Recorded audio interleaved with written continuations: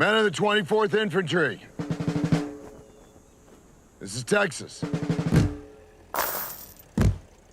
And we have a great opportunity here. A legacy, if proven worthy, will carry us all the way to the shores of France. Hi, Kevin. How are you? Hey, good. How you doing, Jim? I'm doing good.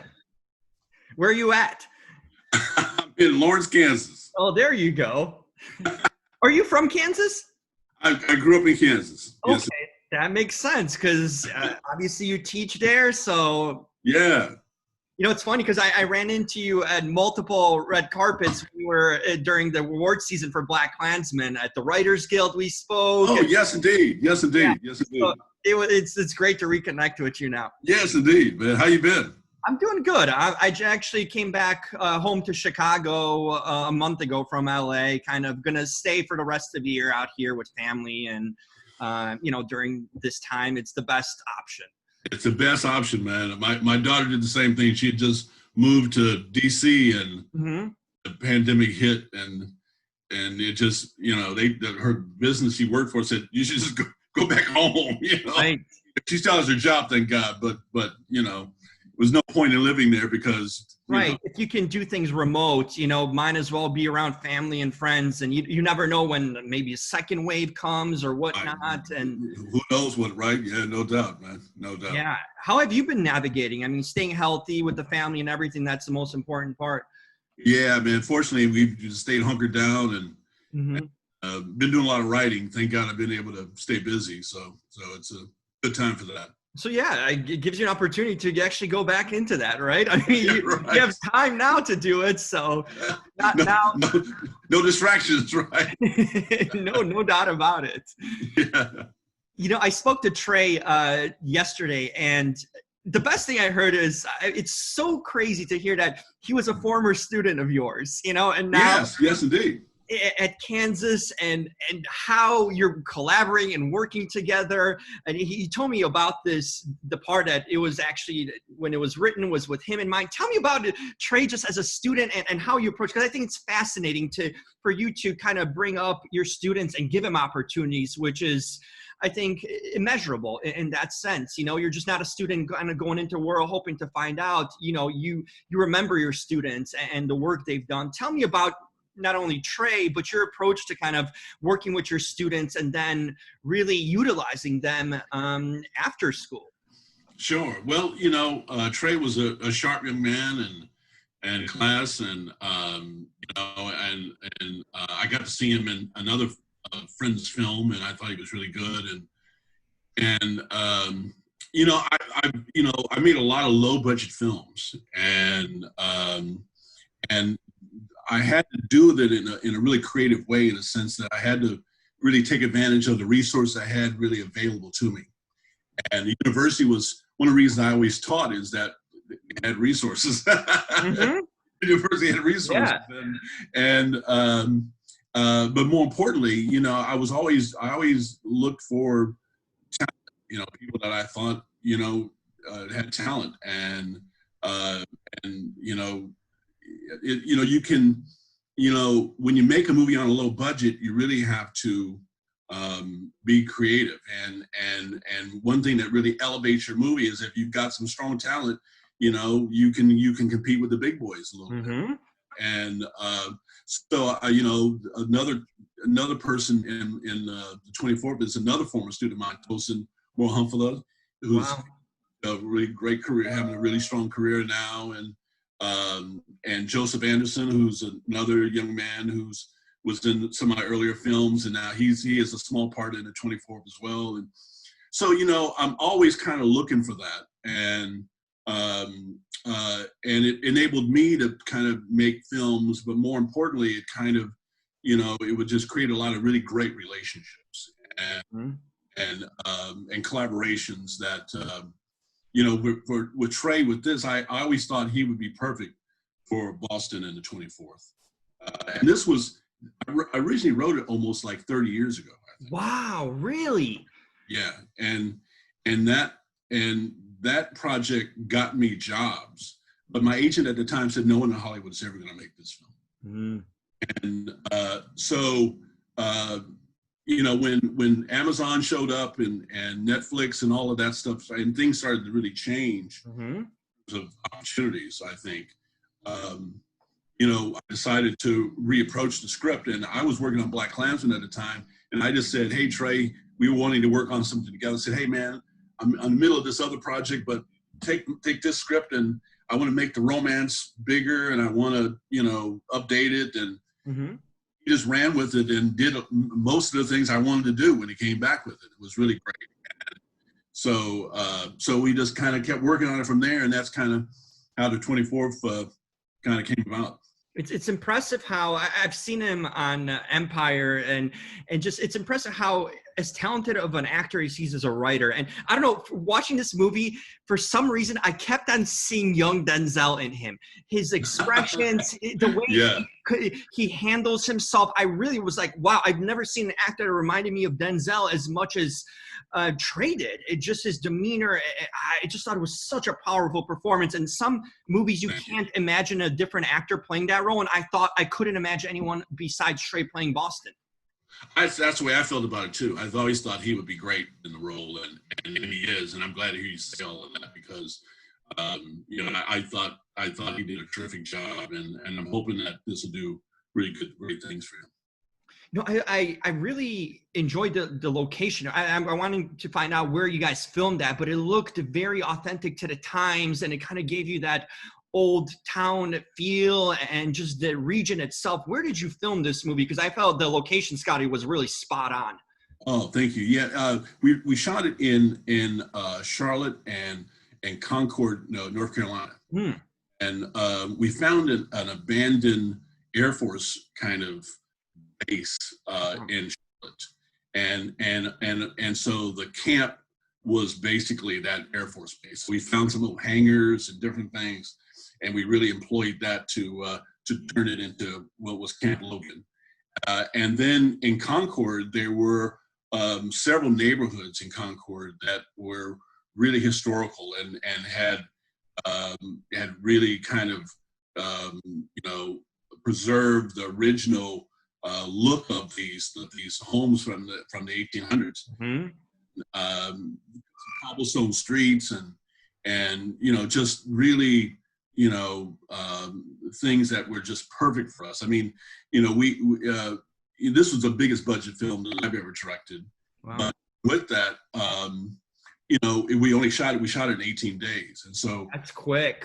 We had to work really fast, and so finding locations and groupings of locations in an area was really cool, and it worked out really.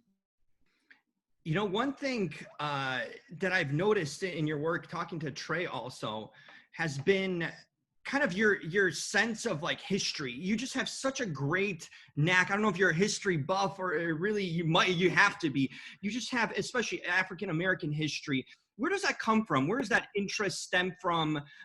Just being aware of history and kind of really making it seamless into these films and writing these scripts, because I think you have a real good sense of history and in a lot of ways almost foreshadowing certain events now that we're dealing with, you know, and in your movies you can really tell, even Chirac, you know, looking back at it, how current it seems, you know, even now in these times that we're dealing with. And I you know, I was you know, when I was in fourth grade, it was 1968, and it was really, you know, it's the year Dr. King was murdered and assassinated, and Bobby Kennedy, and the Vietnam War would have its height, and in the neighborhood, older guys would just be talking about all this stuff. It really made me understand how history, you know, really affects people. It's not this thing outside of us. It really us,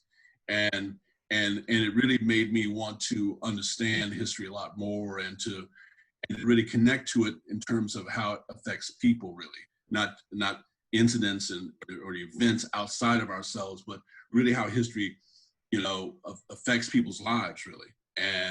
And so that's kind of been my thing for a long time, and I've been a history nut for a long time, but particularly from that point of view. How many stories, I mean, do you still have to tell that you have in your mind that you really, or is there any particular ones that you want to tell? Because the 24th is a specific story. It's one that many people didn't know about. I was so, I learned a lot. I was telling Trey how I wasn't even aware how lighter skinned Black people were treated by darker skinned Black people, how there was this tension there. That's something I personally took away from that I was kind of blown away by. And that's a little nugget there, but that's powerful in that instance. How many stories, is there particular story that you have on your mind that you're thinking about writing or want to write? Are there, that you've accumulated? Because I'm sure there's a lot, but how do you pick them out? I tell you, Jim, there are thousands, my friend. And, and people send me stuff all the time, but I've had my own agenda for a long time. And I think more than anything, I think there's certain when I look at this history, I have to look at it from the point of view of, will it be a good film? Will it be how do you tell this story? And there are a lot of great events, historical events in history that are important, but a lot of them don't lend themselves to always to telling them as a film. And some are more inclined to be a documentary and not a narrative film. And so in that sense, it's not just the history, but can you find an end to the story to really make it a human story and make it something that's just beyond hopefully the history. When you kind of look back at your career at this point, there's still a lot going, you're kind of in the midst, in a sense. What are you the most proud of kind of accomplishing? I mean, there's a variety of different things I can even see, like the teaching the students and having them succeed. But is there anything that particularly you kind of hold close to yourself, to the best, and that you're really proud of accomplishing? Well, that's a very nice question, man.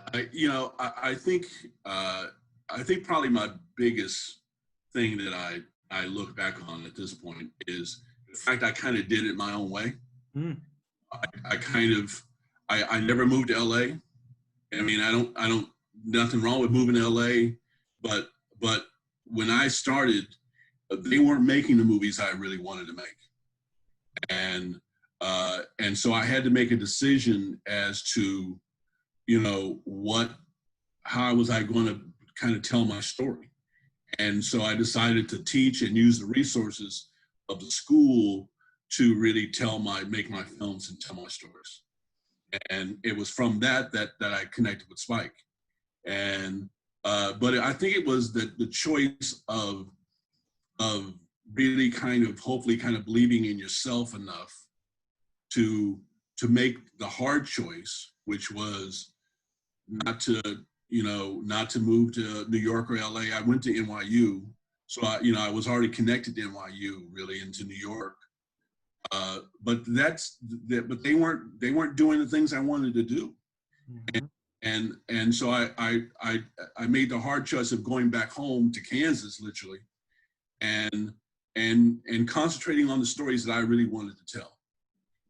And now those movies are being made by studios. And so, it's kind of come full circle for me that now the studios are interested in making the movies that I wanted to make 30 years ago, like with the Houston story.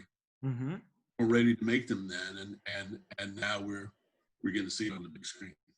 What is something, I mean, I'm sure once again it's kind of an open-ended question, for your long-term friendship with Spike, what are some things you kind of taken away from collaborating with him over the years and just being friends with him, just having regular conversations?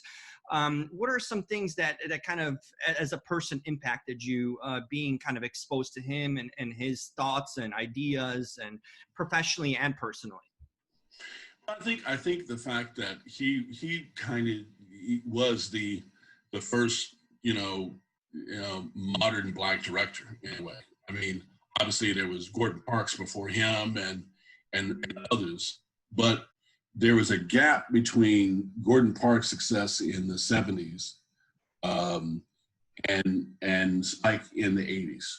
And Parks and the other Black directors of the 70s, they had a very difficult time getting movies made. And not that the door just went wide open when Spike showed up, but Spike kind of popularized being a Black director. He made being a Black director hip, and it made, I think, studios understand for the first time that Black directors should exist, really. And so I mean, that's a huge thing. And I think historically, I mean, that's just in something that's really important that he did. And it can't be kind of underestimated or dismissed, because I think he opened the door for a lot of folks, you know, and he should be given full credit for that, because and he made a little small movie and to do that. And so, you know, that I think is it's that part of people's story that I think, you know, is really important, because that's the thing that it gives young people hope, and it gives them a path to understand how you do it yourself. All of those things and I think people have followed his path and done a lot of that. As well, you know, it's always been great to work with him, because he knows what he wants. I mean, that seems like it's a minor thing, but it's a huge thing in film. When you work with someone, when they have a clear vision of what they want, I think it's the key to success. Mm-hmm. Because you get so many pressures from so many things, especially if it's a studio movie, and you got executives, you got all kind of stuff going on around you. It's easy to get lost. And Spike has always been really clear about what he wants.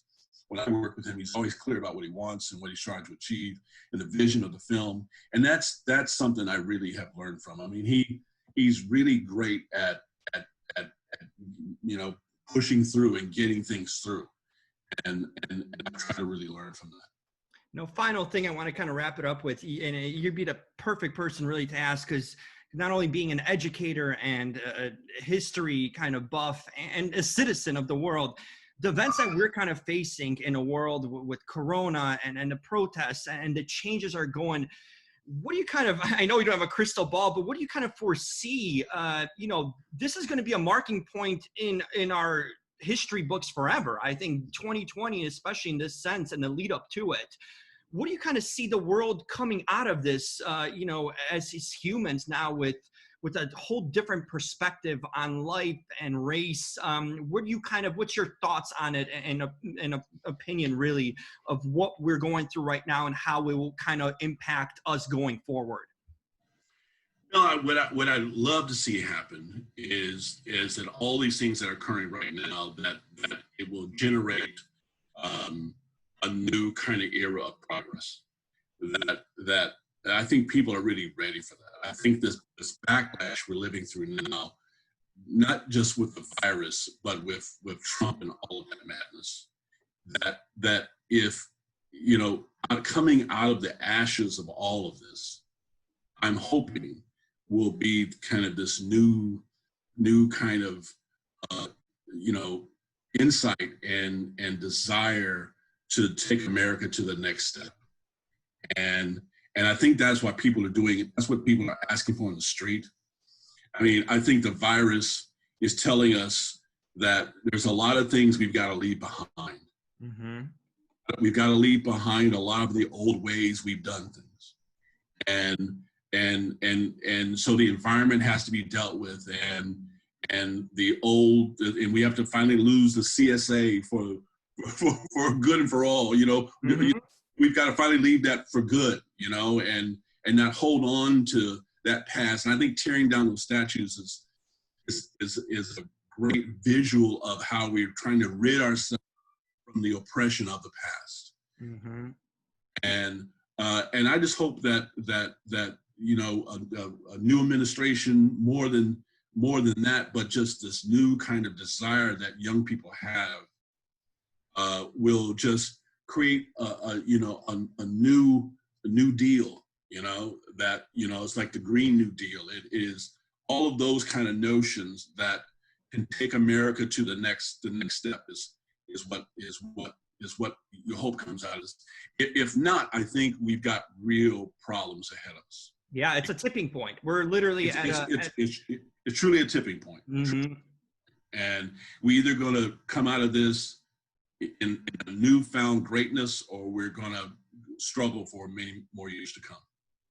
Well said. Thank you so much, Kevin, for your time. I've been such a fan of your work over the years and love this film. I mean, like I said, I learned from it. I feel like the best films are the ones you take away something and incorporate to your life, and you come away with being kind of open-minded or just learning something. And I feel like every time I've watched your film, I've learned something, and it came to a realization of something I didn't possibly know before. So I hope you keep on making work like that really impacts and changes mindsets, because I think you've really done that. Hey, appreciate it, brother. Good to see you again. Yeah, you too. I'm looking forward to the Arthur Ashe movie and the High Five movie too. Those are. Well, I'm working on it now, man. There you go. Getting back to work, and hopefully I'll talk to you next time when you're working on it. Take care, buddy. Thank you, Kevin. Stay safe. You too. Bye-bye. Bye-bye. When I aimed the gun, I saw a man. He didn't see one back.